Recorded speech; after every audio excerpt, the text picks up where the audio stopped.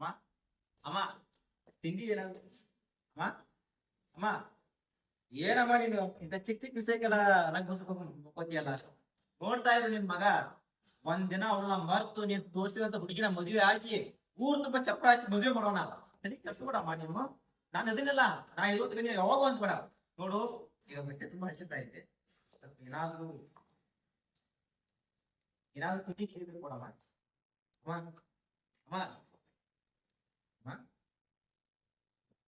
ಅಮ್ಮ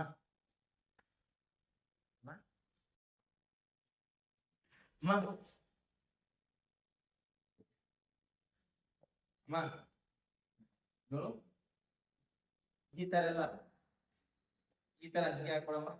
ನೋಡು ಅಮ್ಮ ನಾನಮ್ಮ ಒಂದೇ ನಿಮಿಷಮ್ಮ, ಒಂದೇ ನಿಮಿಷ.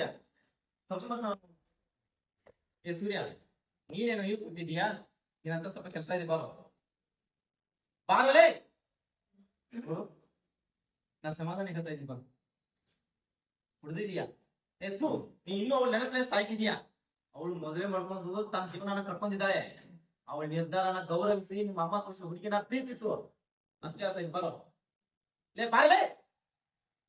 ಸೂರ್ಯ ಸೂರ್ಯ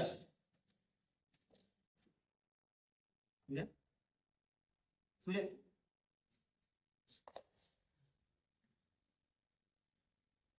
ಏ ಅಲ್ಲಿ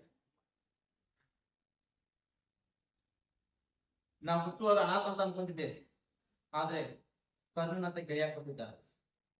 ಪ್ರಾಣಕ್ಕಿಂತ ಹೆಚ್ಚಾಗಿ ಪ್ರೀತಿಸೋರು ತಾಯಿನ ಕೊಟ್ಟಿದ್ದ. ಲೋ ನೀನ್ ಅನಾಥ ಅಲ್ಲ, ನಿನ್ನ ತಾಯಿ ಪ್ರಾಣ ಕೊಡುವಂತ ಗೆಳೆಯ ಅಲ್ಲ ಅಂದ್ರೆ ದೇವ್ರು ಹೇಳಿ ಕಳಿಸಿದಕ್ಕಲ್ಲ. ಆದ್ರೆ ತಾಯಿ ನಿಂತ್ಕೊಂಡ ಗೆಳೆಯ.